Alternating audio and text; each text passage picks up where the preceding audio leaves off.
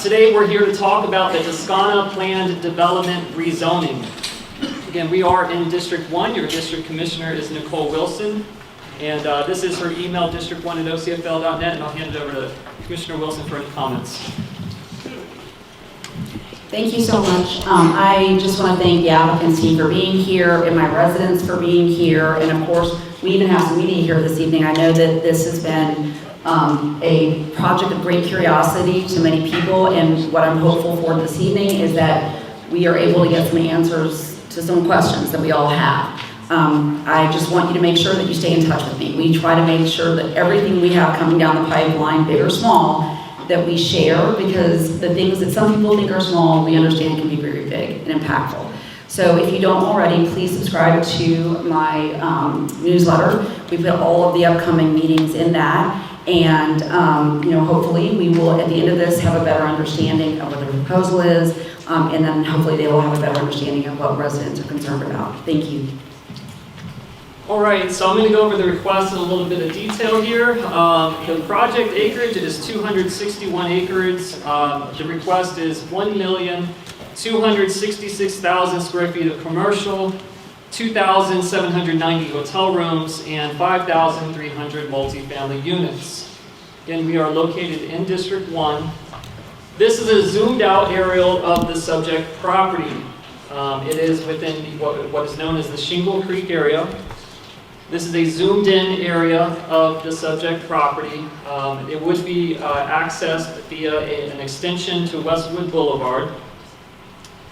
This is the current future land use map. There is no change proposed to this map. You can see in the brown color toward the top of the subject property, it's ACMU. That stands for Activity Center Mixed Use. That allows for a mixture of mostly commercial uses with an allowance for some multifamily uses. Below that, you'll see a pink color, ACR, that's Activity Center Residential. That allows for mostly multifamily with a small component of commercial. This is the current existing zoning A2 Farmland Rural District. Their proposal is to change the zoning to planned development. This is their land use plan, showing the big green portion that's on the southern part of the property. That is going to be preservation. That will not be developed. Anything above that within the subject property is what's proposed to be developed. Again, preservation, you'll see the line there, that demarcates the line between the ACMU and the ACR. And the top half is the tract 1, that's where the commercial hotel and multifamily is going. And then tract 2, just below that, is where the multifamily is proposed. Again, the wetland impacts, 60.76 acres impacted, 28.82 acres preserved, for a gross acreage of the whole project, 261 acres and 232 net acres. Again, the development program, 1,266,000 square feet of commercial uses, 2,790 hotel rooms, and 5,300 multifamily units. This is a wetland map. You can see on the top half, that's where all the wetlands that are going to be impacted are located. That pink line, that dashed line, what's below that is what they are going to put in a preservation area. So all of those wetlands south of that line will be preserved. This is the floodplain map. Most of the property is within a floodplain. There is a portion within the developable portion of the property that is not within the floodplain. They are requesting, as part of this rezoning, 11 waivers. They address open space, bicycle parking, building and paving setbacks, impervious coverage, building height to do up to 200 feet in lieu of 60 feet, and building coverage. This is the process. So we are here at the community meeting. There will be 2 public hearings that this will go through. Before it gets to the public hearing stage, they will have to go to the Development Review Committee. That's a staff level review of their land use plan. They will give a recommendation of approval or denial, and it will move to the Planning and Zoning Commission public hearing. They will give a recommendation to the Board of County Commissioners. That will be the final hearing for this project. We don't have any dates yet determined. When we do have a date for the first public hearing, that would be the Planning and Zoning Commission, we will send out notices. So if you receive the notice for this meeting, you will receive a notice for that meeting as well. Again, just to reiterate what the opportunities for public testimony are, the 2 public hearings that we don't have dates for those yet, and they would be located at our downtown administration building. So this is the email to District 1, district1@ocfl.net. Commissioner Wilson is not the only voting member on the board. So if you have comments regarding this project, you can email all of the voting members on the board, and their email addresses are here, and we can do pictures at the end of the meeting if you so like. That concludes my presentation. We'll hand it over to the applicant, and then we will do questions and answers. Okay, so my name is Dan DeLisi. By background, I'm a land use planner. For the purpose of tonight, I'm the developer representative. I'm up here today to talk to you a little bit about the history of the site. This is a very unique site. The way this property boundary was established is unique, and I've been involved in this project for the last 10 years or so. In a prior life, I was the Chief of Staff for the South Florida Water Management District. And there is just a lot of back and forth that has happened over the last 15 years or so with Orange County, with the Water Management District, and with the group of private property owners that own land out here.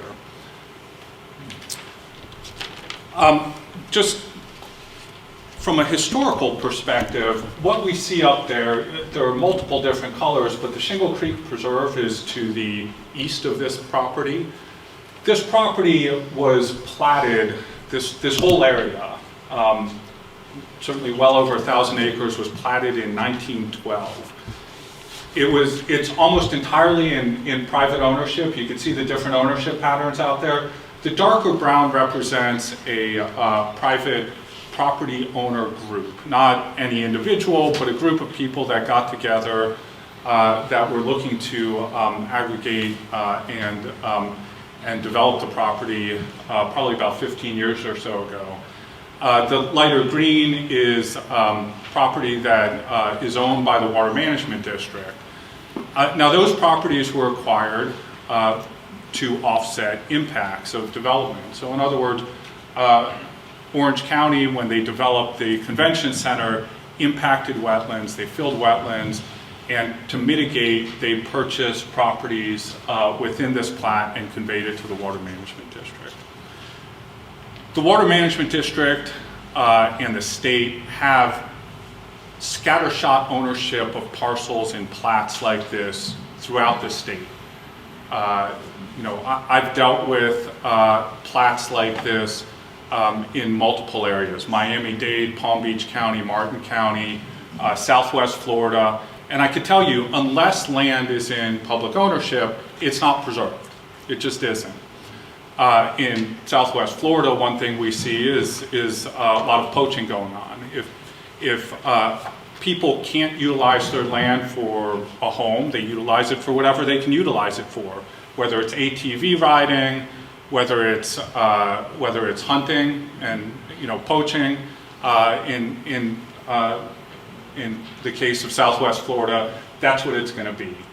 So back in 2013, what the Water Management District looked at was, how do we try and figure out how to consolidate ownership and build upon the Shingle Creek Preserve as much as possible.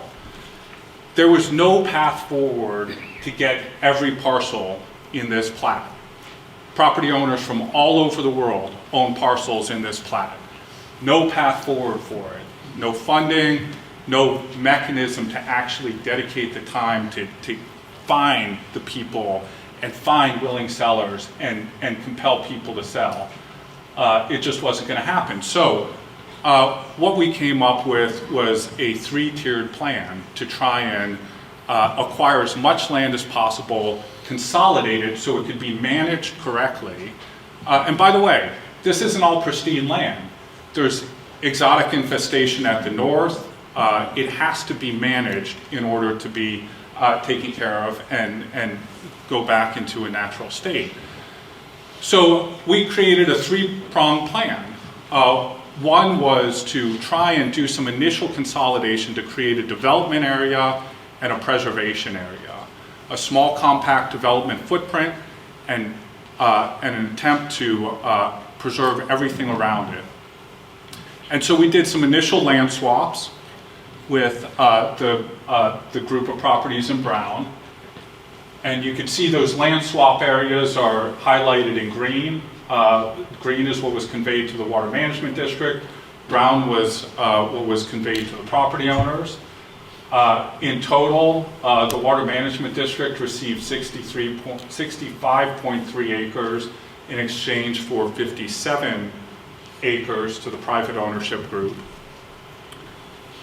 And then we recognized that any development that would take place, because if you saw that wetlands map, impacts to wetlands would be along Westwood Drive, and like when Orange County impacted wetlands for the convention center and mitigated in this plat, the same thing would need to occur. So the property ownership group got together and filed for an environmental resource permit, which was granted by the Water Management District about 5 or so years ago. And the deal was that the private ownership group would need to mitigate within this plat to be able to, again, consolidate as much preservation area as possible. And those areas are shown in the darker green here now. That's over 236 acres of, it's over 300 acres of wetland area being conveyed to the Water Management District. Now we're going through the zoning process. And so the activity center residential and the activity center mixed use land use categories, they specifically say in the comprehensive plan that in order to implement those future land use categories, you have to submit for a plan development. So we're going through the plan development process.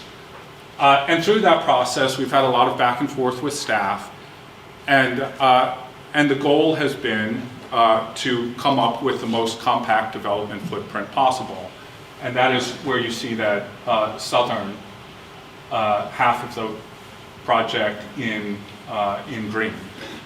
So at the end of the day, again, the goal here from an environmental standpoint, from an environmental agency standpoint, was to acquire as much land as possible, consolidate it, make it manageable, segregate a development area and a conservation area, and be able to build upon the Shingle Creek Preserve. Today with the development team, we have a full team here. We were originally hoping to break out into small groups and get some dialogue going, but the team is here to be able to answer any questions that you may have. We have Kimberly Horn, who is doing both the civil engineering and the transportation. We have Baker Barrios, who is doing the architecture for the project. Dan O'Keefe, who is the land use attorney. And we have Biotech Consulting, who is doing the environmental. Good, I'm glad you got the whole team here because this question's got everybody involved. I know I look like a tree-hugging hippie. My name's Lee Perry. I'm a climate activist, but I actually am really concerned with the economy with this. There's already substantial flooding that's happening in the surrounding areas. And especially during like Hurricane Charlie, when Big Sand Lake was overwhelmingly flooding, they had to do emergency pumping into Shingle Creek. When you look at this, it just looks like a nightmare. It looks like a nightmare not only for the people in the surrounding areas that are already experiencing flooding, but for the soon-to-be businesses that are probably going to think that it looks beautiful in a catalog, sign up to live here or to work here, and then end up being flooded out and then lose everything. And so we have to think about resiliency, and we have to think about the long-term detriment this is going to have on taxpayer dollars, on FEMA dollars, and on the people that are going to invest their livelihood into being here. That's number one. Number two has to do with the fact that this is critical critically sensitive habitat. It is critically sensitive waterways for the Everglades, for all of the waterways. This is the lungs, the heart of all of the waterways south of us. For us to already have developed how much we already have, it's a slap in the face to our ancestors and to the people who are experiencing algae blooms and all of the detriments to the waterways south of us, and the flooding in Osceola that they can't handle any more water as is, and the polluted 90% of our water bodies in Orange County that we already have. To do this, I'm just seeing so many problems to the sensitive ecosystems and waterways that it's our responsibility to protect.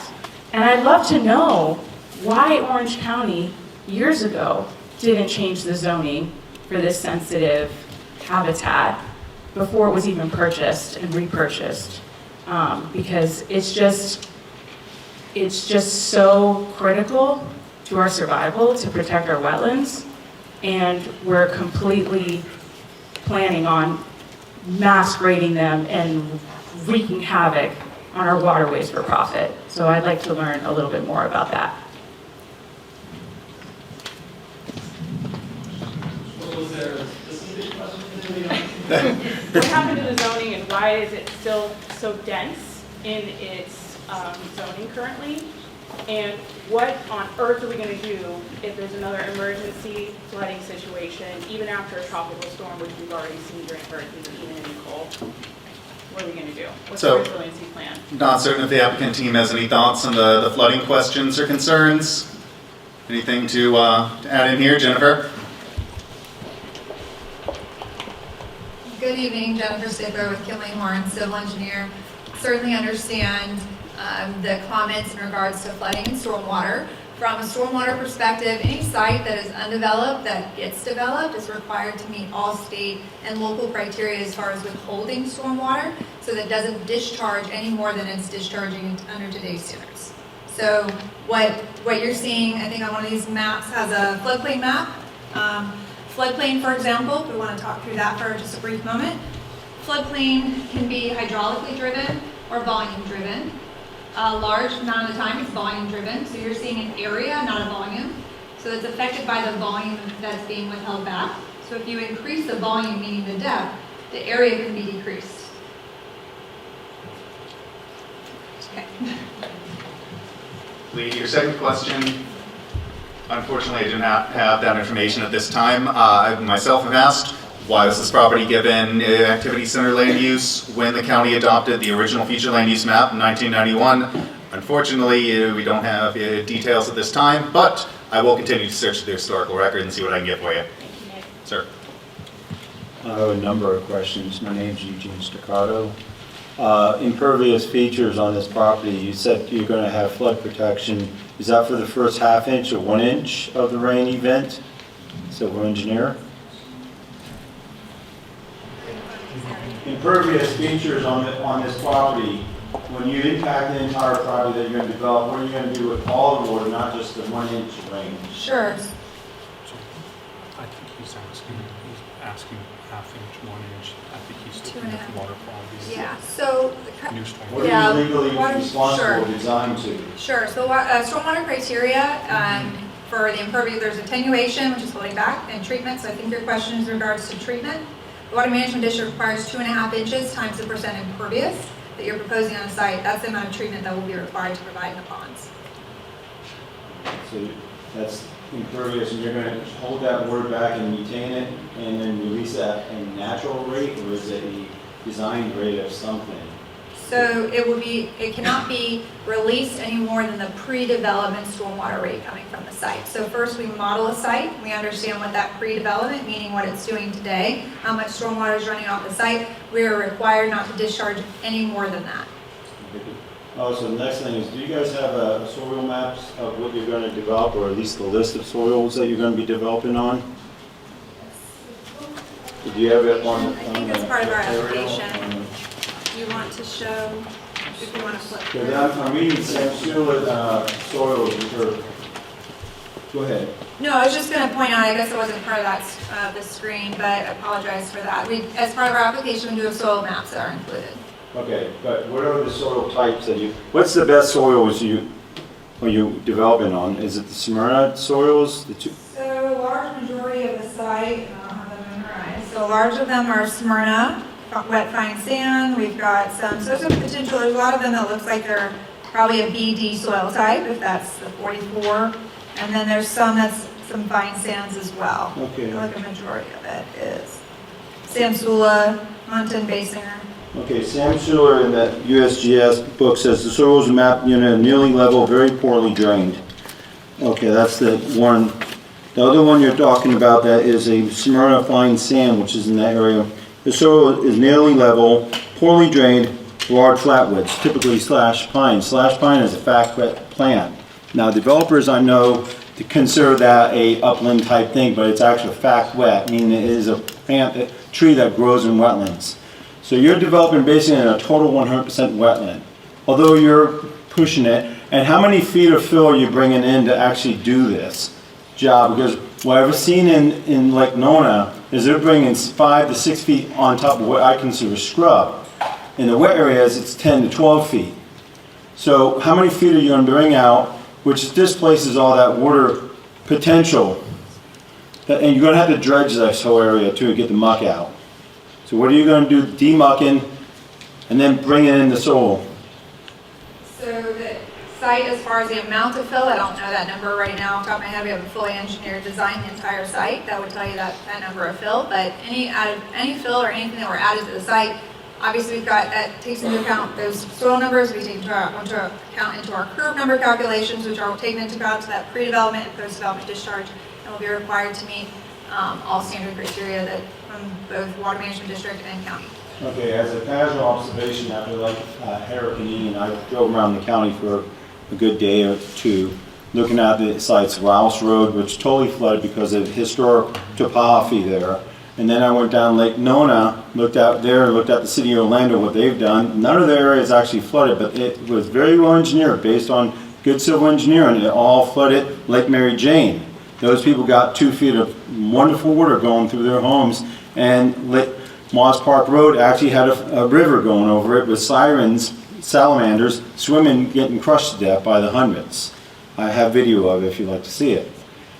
Then I went over here to Shingle Creek, and the flooding had gone all the way up to the school on the east side. So the whole canoe area was flooded by many feet of water. This is before any of this is happening. So I'm just saying that as a county, do we really want to take on this threat to us as a county and take this cost on to us? I say no, and no. It goes someplace else.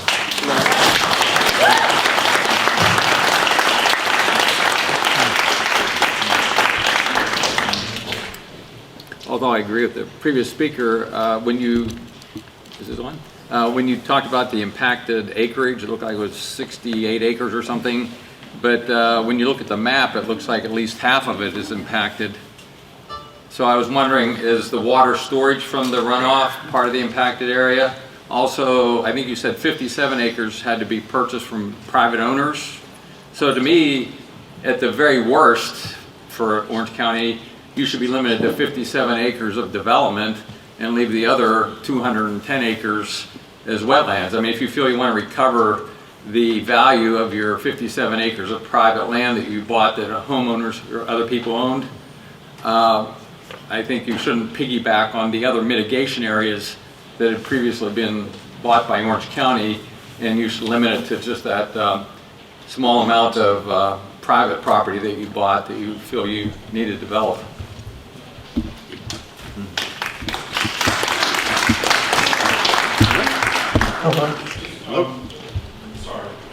To be clear, the proposal is not to develop on any of the water management district properties, and we are committing to that southern half of the development as being in conservation, or not having any development in that southern half of the development. So this isn't, while the entire project boundary is 260 acres, give or take, The amount of actual development is far less than that, and yes, that is a commitment that we're making. Hi there. I grew up in Hunters Creek, and I spent a lot of time on the Shingle Creek trails behind the Hunters Creek vistas, and I've seen so many beautiful threatened and endangered species while walking this area. And to name a few, the American eagle, the American otter, the American alligator.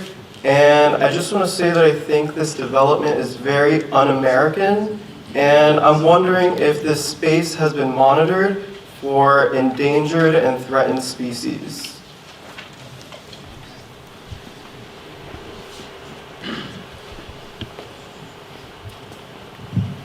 We have done species work on the site, yes. And what are they?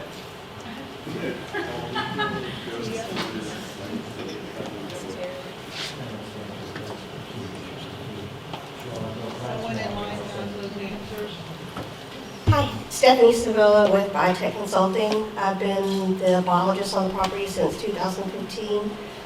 There are a lot of wildlife located out there, as we've noted. There is a bald eagle out there that's not within the project boundaries.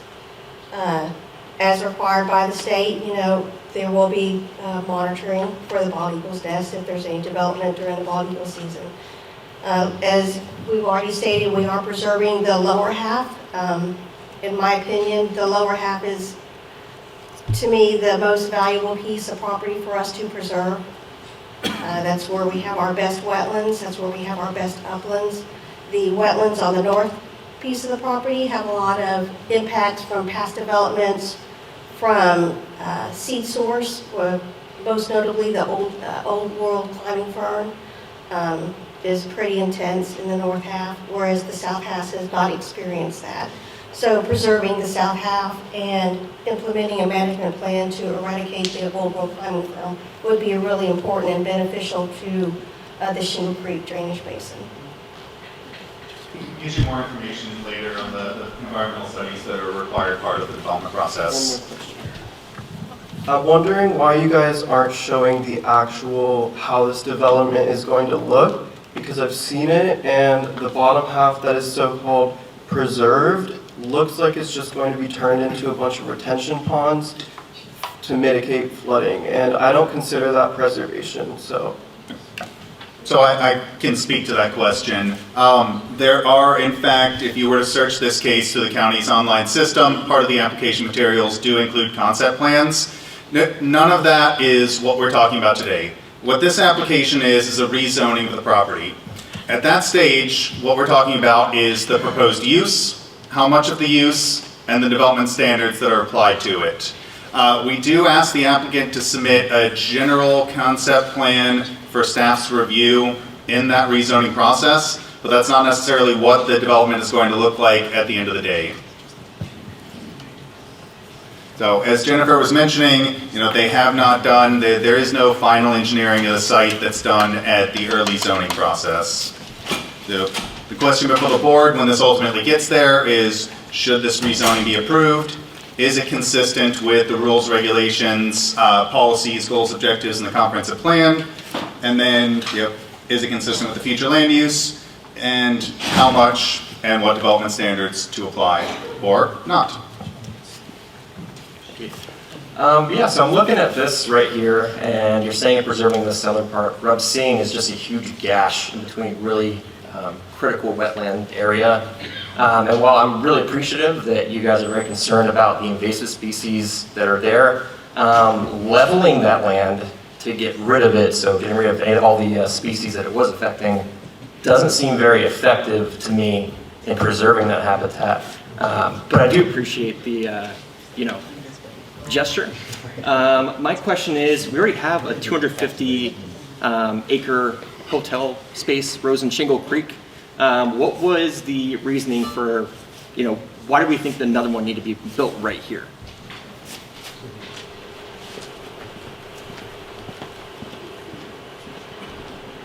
Are you asking why? What was the idea? Let's put hotels right here. We already have so many hotels in this area, and I think Rose and Shingle Creek is about 250 acres, around same area, I believe. If I was wrong, but so what was the reason behind that? Well, let me answer that two ways. First of all, your comprehensive plan calls for it. It's activity center mixed use. And so among the uses that are called for in your comprehensive plan, in that northern area, it's hotels or commercial. And so we're doing a balance of the two. Okay. You know, if you're asking why develop in this area at all, look, it's a good question, but it goes back to my initial presentation. I mean, as much as we'd like to believe that this area, should just be preserved, this has been in private ownership since the early 1900s. It's not in preserve. And so the question is, how do we get as much of this as possible in preserve? And there's a few organizations that do work on doing that, find that current landowners, and maybe wait for them to move in and work with them or something like that. Just my point there. Thank you. Hey, so my biggest question is, do we actually have the right current 2010 through 2030 future land use map? Because yours shows the color, but it neglects to show the conservation. The future land use designation for that area, if you were to go on it on Orange County's website right now, it shows this entire area where you would be building to be an overlay with conservation. And with that being said, this was already, it's private land use, but it's also been used for conservation. Any wetland mitigation has always been used in this area. It's a mix between the, different organizations. And by taking that away, we're going to lose more areas that we can mitigate. As you know, there's not a tremendous amount of wetlands left. But my last question is how does somebody that had such a high up position with South Florida Water Management become a developer, where the only way you could do this is to broker a deal with South Florida Water Management? That's what I want.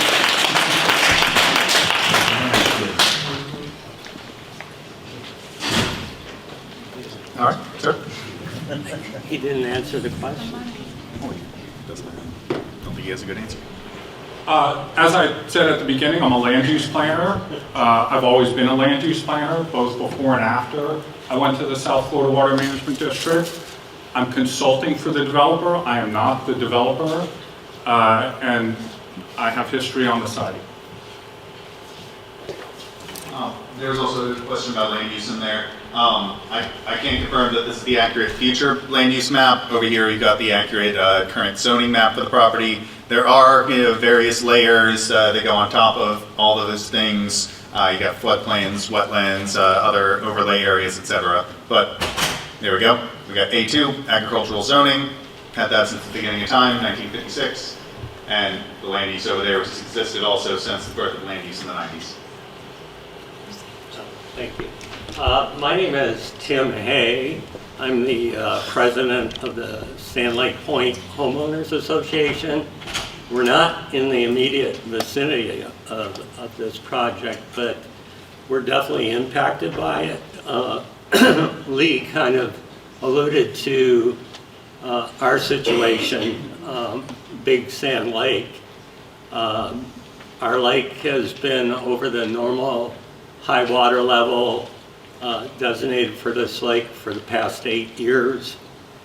We had severe flooding from Hurricane Ian. Our properties were inundated during the Ian. The lake came up 30 inches.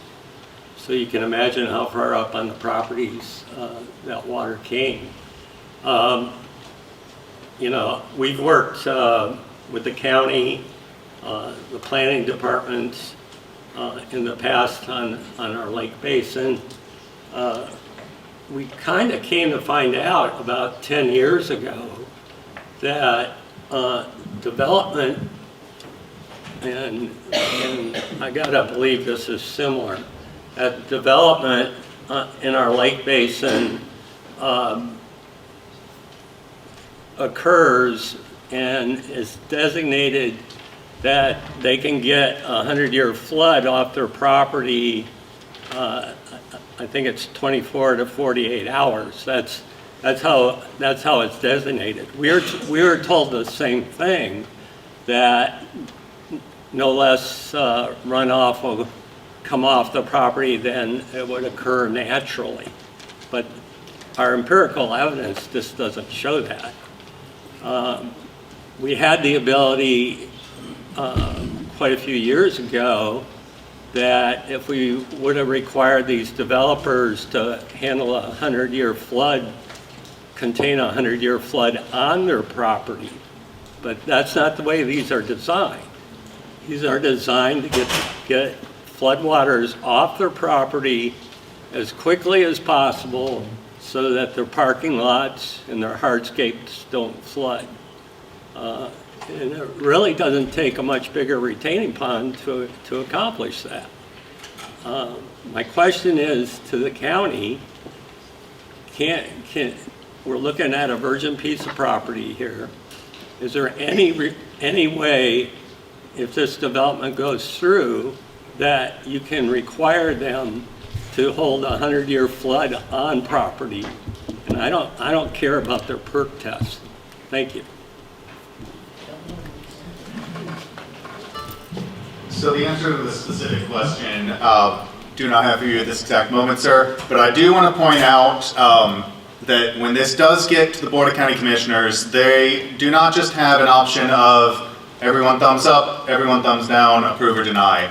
The board does have, and this kind of speaks to your question, sir, the ability to approve, if they were so inclined, with certain restrictions or conditions. Now, in certain areas, that may be additional buffers, that may be additional stormwater concern, that might be fancy architectural words that I don't know off the top of my head. But those are things that the board can consider when considering these type of requests. Sir. Hi. First and foremost, little water guy over there, y'all already messed up all the water with the red tide and so forth.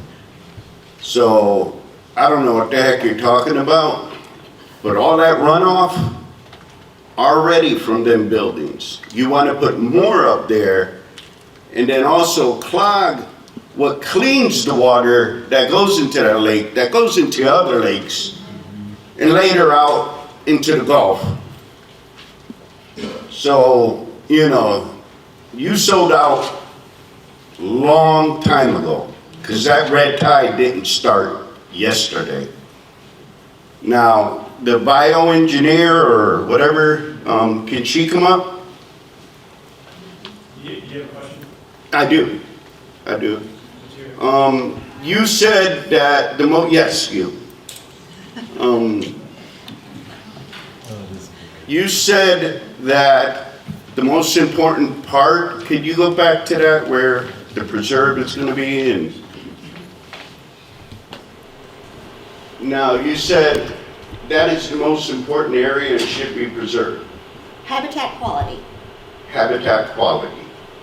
Now what about the other habitat? The habitat quality is on the north end. Historically, it was disturbed.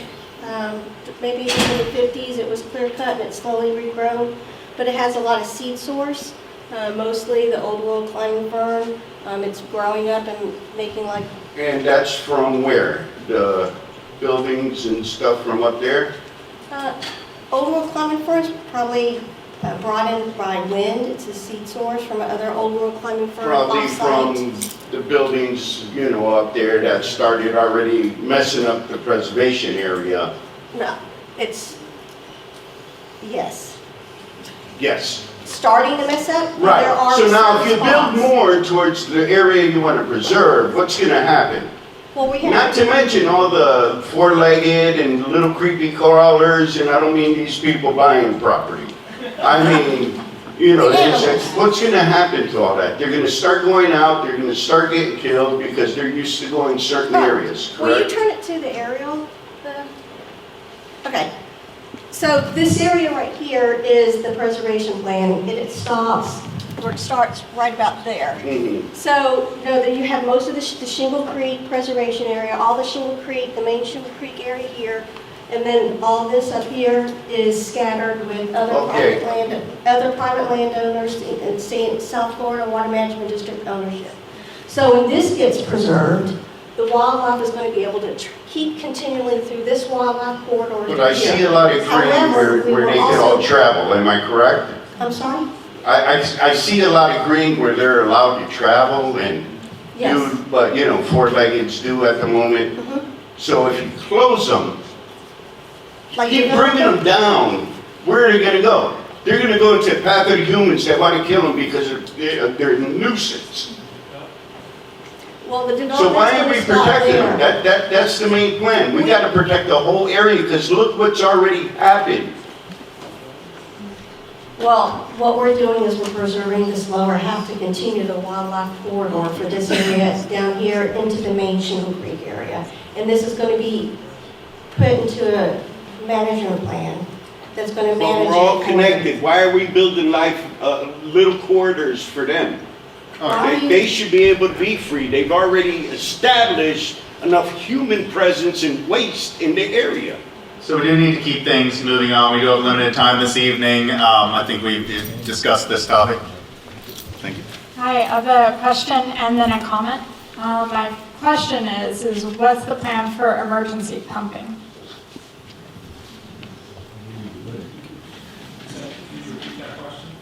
What's the plan for emergency pumping of like water?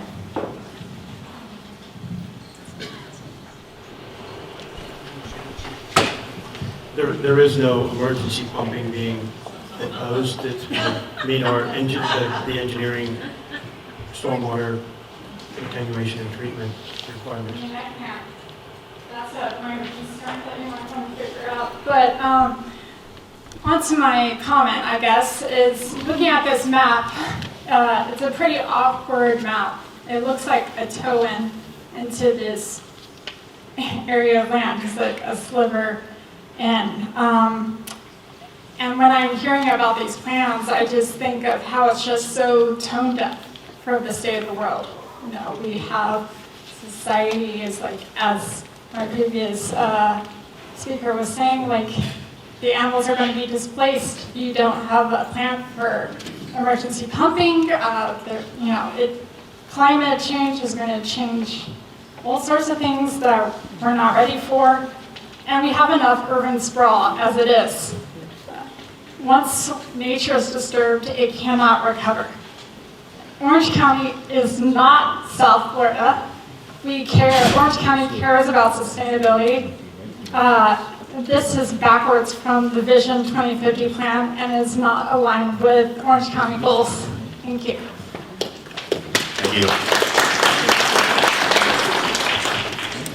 My name is Peter Gamble. I'm a resident of Sand Lake Point. We're a neighborhood off of Big Sand Lake. And I'm also an employee of Wild Florida in Osceola County. So I'm affected on both ends of this water flow. Now, obviously, to develop this, you're going to have to raise the land. This is going to affect the flow of the water, not just with how many retention ponds you put, but with the way that it moves through this property and the way that the wildlife interacts with it.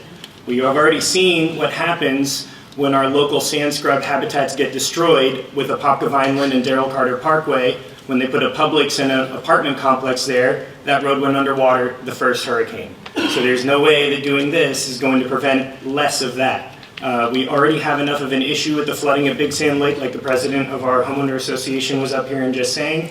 And as far as moving the water through the property, the park that I work at, Wild Florida, we were underwater for a month. South Florida Water Management District pumped the water after it flooded our entire park for over 30 days. And that was not just our exotic animals, but where we're built up, there's a lot of native wildlife that uses our park that's undisturbed land. It's over 250 acres, and about a third of that was completely underwater, which I'm sure you know with the legal case that you guys have, Wild Florida versus the South Florida Water Management District. You're well aware of how that flooding goes down there. So this is a small picture, and it's really nice that you guys are going to preserve a small part, but if you zoom all the way out, you're affecting everything from Big Sand Lake through Shingle, every lake that goes through there, all the way down through Lake Toho, all the way from there to Cypress, Hatchnaha, and then all the way through to the Kissimmee, Lake Kissimmee and the Kissimmee River down to Okeechobee. All of that is affected. And there's no way that mitigating a little piece of this land is going to prevent flooding and is going to prevent our houses from going underwater. It's already difficult enough for us to get home insurance. Nobody wants to insure houses in Florida. And if you, thank you. And if you don't leave this high, dry land alone, that is quick draining land. That is supposed to flood, and I guarantee you during the hurricane, all of that cypress biome that you see on that map is full of water, and that pine was underwater too, but it drains faster. But when you develop that area and you get rid of that ability, you're not going to be able to make a retention pond deep enough to be able to hold all that water. On top of that, it has to go somewhere. Your goal is to get it off the property.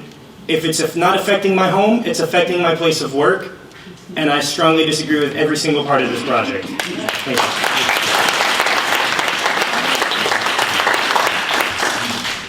Hi, I'm Tia. I have one just quick question. If you guys were to develop, how long do you think it would take to develop, finish it?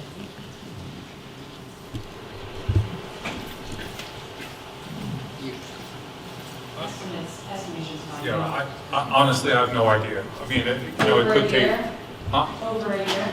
Definitely over a year. So, the South Florida Water Management District put in place a management plan for the land sewage section of Shingle Creek Management, and from what the management plan says is that you are developing at least around part of the management area, and I do have a paper that shows that.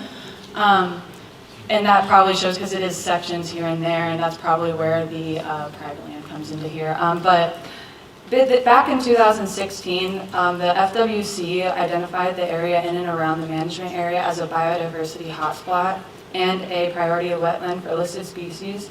Biodiversity hotspots are areas that support 5 or more wildlife species whose populations are declining on a statewide basis, and that contain unique flora, fauna, and natural communities. We have 11 different natural communities there, very unique wetlands.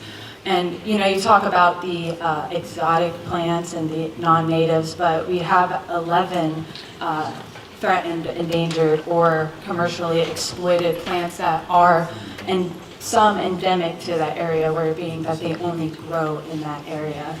This plan was supposed to go for 10 years, from 2016 to 2026, and you guys want to start developing that. And I get the blessing to be able to work on Shingle Creek every single day.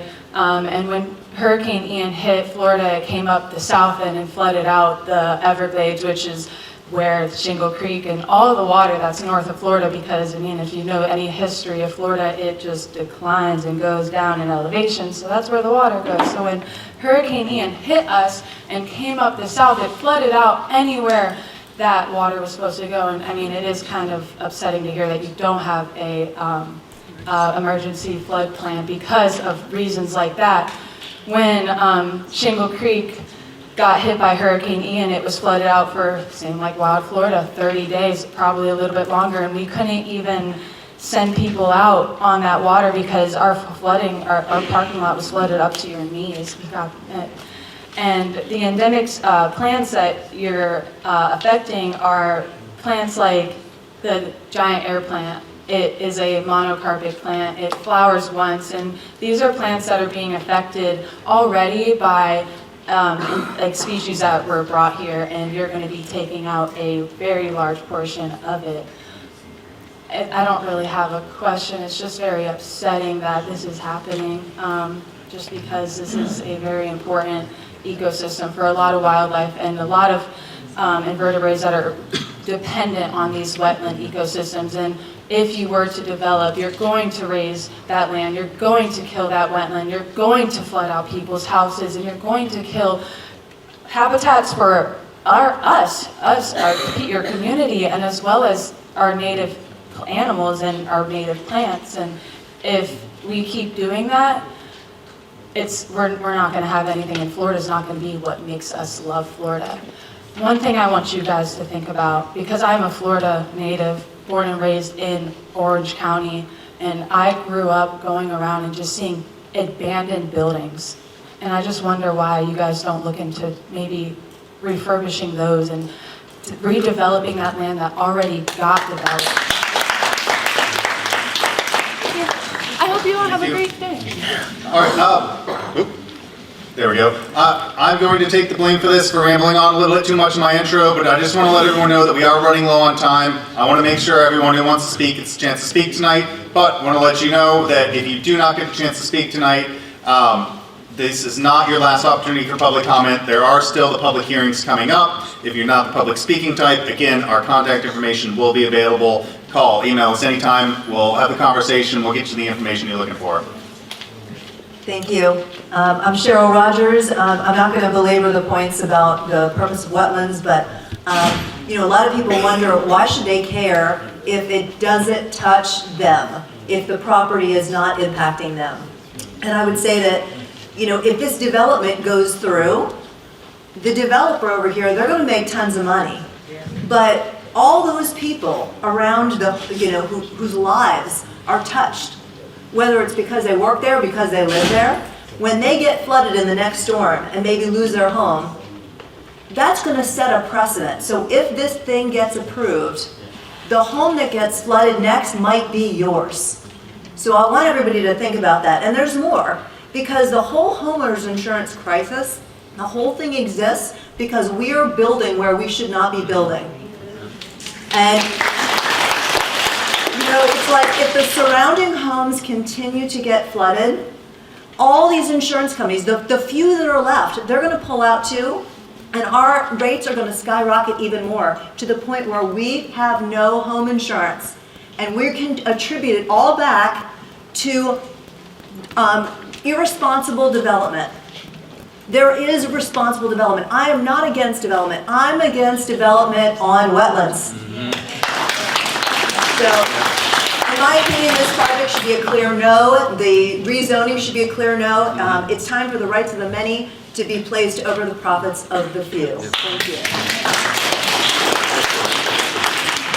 Good evening, everybody. My name is John Jacobs. I'm the owner of Shingle, the paddling center at Shingle Creek on 192 below here. We've already heard about what's going to happen if we build inappropriately and we have flooding. I can say this to add on to everything else. It's going to be very short, and that is we are the top 10 in the world by TripAdvisor because of the ecology and the beauty of Shingle Creek.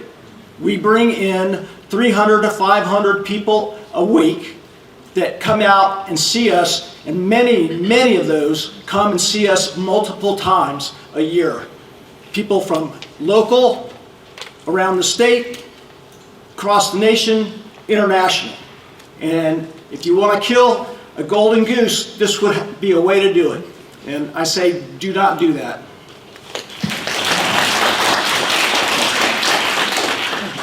Good afternoon. I'm not going to say how this impacts the environment. I think every single person in this room can understand that this impacts the environment negatively. But what I will say is I do think that this represents a unique opportunity for Orange County to take the lead on their Vision 2050 when they promise us density to actually go with that. Because if they deny this zoning, then that is also encouraging density. We're in Orlando, we have Walt Disney World. We don't need to have say yes to every single development that comes in. We have developments that are already happening. We have empty buildings in downtown Orlando. We have vacant parking lots. We have vacant spaces in downtown Orlando. And I would implore you as developers to look into those economic opportunities. There are people there that want to spend money. This is out in the middle of nowhere. No one's coming here. You know, and I just think it's so sad, and I hope that Orange County goes to Vision 2050. If you do not zone this, they will not be allowed to do this. So I'm really hoping Orange County adheres to their Vision 2050 plan. Thank you. Hi, I'm Mary Hens, and I live in the subdivision on the north. My house backs up to the woods, and so I could speak to the diverse wildlife in this precious small piece of green we have here. But my question is, because of the strange shape of this development, we have a green area completely isolated to the west. So in like 3-5 years from now, will we hear, oh, we're going to develop that spot too, because it's isolated. Nobody's using it. The animals have all gotten hit by cars in that new development area. So has that been discussed? That isolated green area. They do have on their plan proposed future secondary access right in that area of the plan. So they were already talking about using that green area too. So we don't need to go into the details on this. The answer is, if a property owner owns property, there is a process. Everyone has the legal right to ask to develop their property. There are goals, objectives, policies, regulations that have to be reviewed against, but every property owner who owns property has the right to ask, and when they ask, there's a process, and for instance, that's where we're at today. So to be clear, on the west side, so that's preservation that occurs because of this development. You see the areas in yellow are the mitigation properties, so that's all going to be preserved. And then everything on the south that's in green, that's also in preserve. What someone may have seen with a proposed future alternative access, that was a previous plan when the idea was to develop the entire property, but now it's not.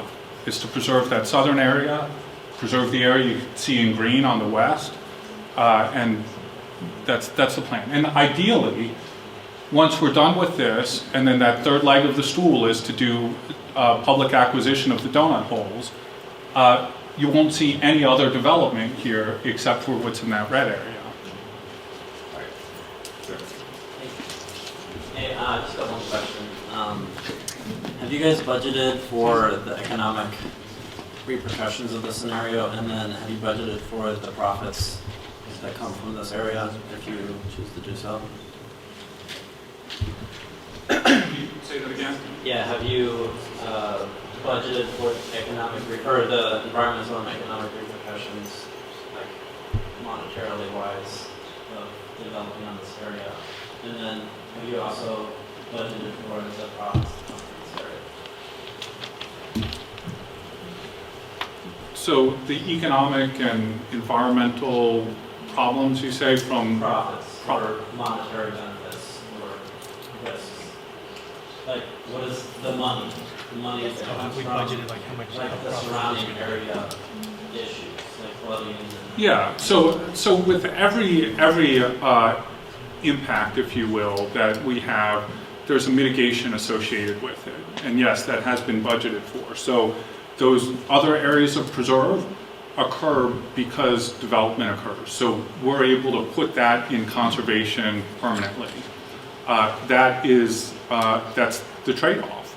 Is this in private ownership forever with someone who takes their ATV out there with old world climbing fern continuing to spread down here, choking out vegetation and wildlife? Or can we get this as much as possible into consolidated conservation, be able to preserve it and manage it correctly so that animals and wildlife can thrive on what exists? But there is, every impact that you have, transportation, you have to do an offset. So you have to pay impact fees.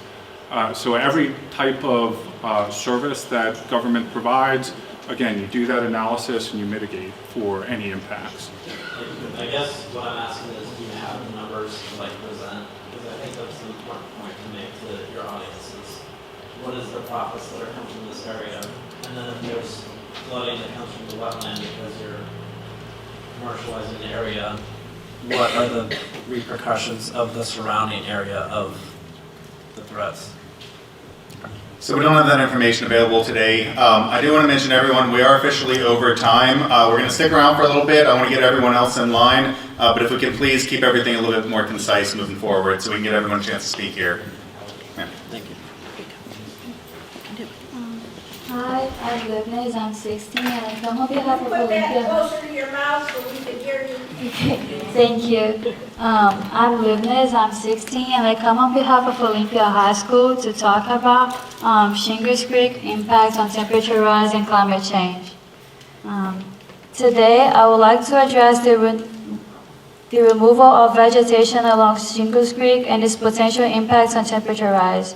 As deforestation not only affects the local ecosystem, but it also has a greater impact on climate change, which is a matter of extreme importance, especially since the Earth's temperature has risen by an average of 2 degrees Fahrenheit per decade since 1880. Vegetation plays a crucial role in maintaining balance of our ecosystems, and along Shingles Creek, the presence of vegetation such as trees, plants, and grasses provide numerous benefits that are often taken for granted by society, but that are necessary for our environment and are present in our daily lives. And one of these benefits is the regulation of temperature. Vegetation acts as a natural air conditioner, providing shade and evaporative cooling. And one example would be trees that provide shade that reduces the amount of direct sunlight reaching the ground, and by that, helping to lower temperatures by blocking the sunlight rays and reducing the heat absorbed by soil and surrounding surfaces.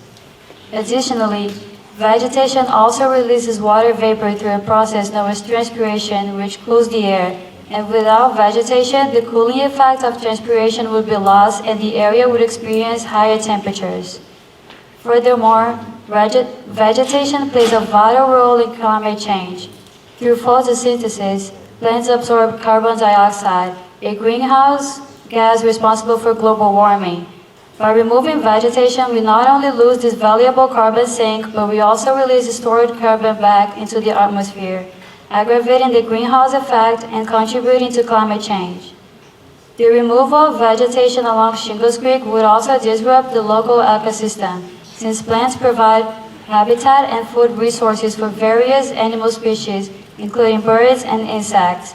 And removing this vegetation would disrupt these ecosystems and potentially lead to a decline in biodiversity. In conclusion, the removal of vegetation along Shingles Creek would have far-reaching consequences, including a rising temperature, disruption of ecosystems, and an increased contribution to climate change. And as responsible citizens, we must advocate for sustainable practices that prioritize the conservation and restoration of vegetation. Thank you.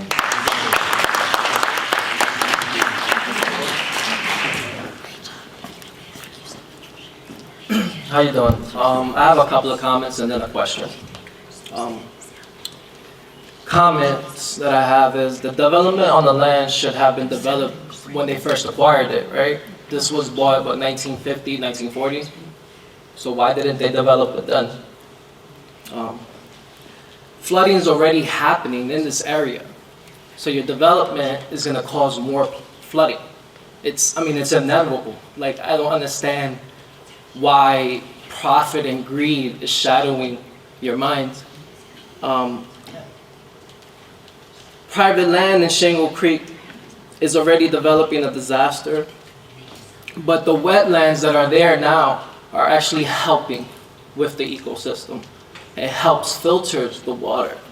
All the vegetation that she just spoke of right now, that helps the ecosystem, that helps everything down Florida. We're already poisoned and toxic enough in the waters here. But my question for you guys is,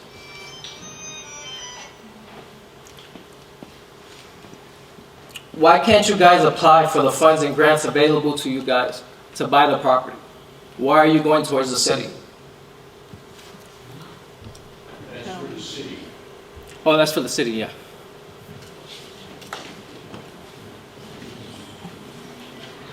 Sorry, what's the question? The funds and grants available for you. So that is a very long question. Let me get your contact information. We can have a more detailed discussion after this. Okay, you can't speak on it just real briefly, like just quick. No, I cannot speak to the financials of the county right now. I just want to say just really quick that I appreciate that these private owners have the land. They have the land to ask the question. They have the land to do all those things.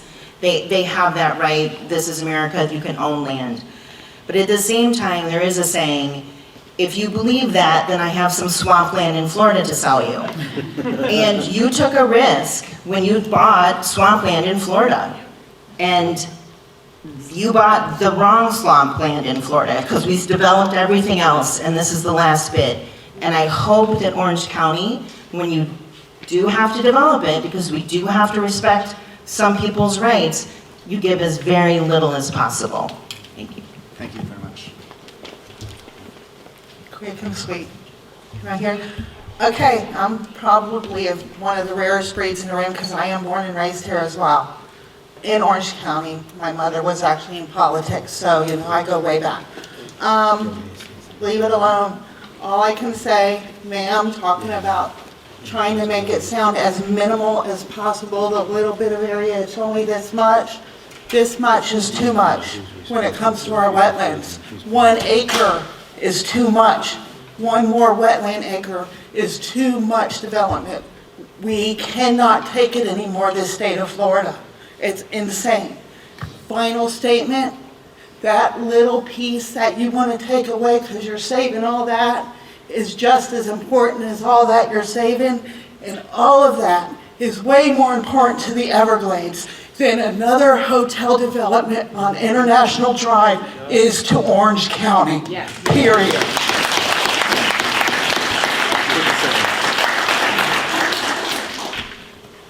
If this happens, who's taking on the financial responsibility of future flooding? Is it biotech or is it the civil engineers?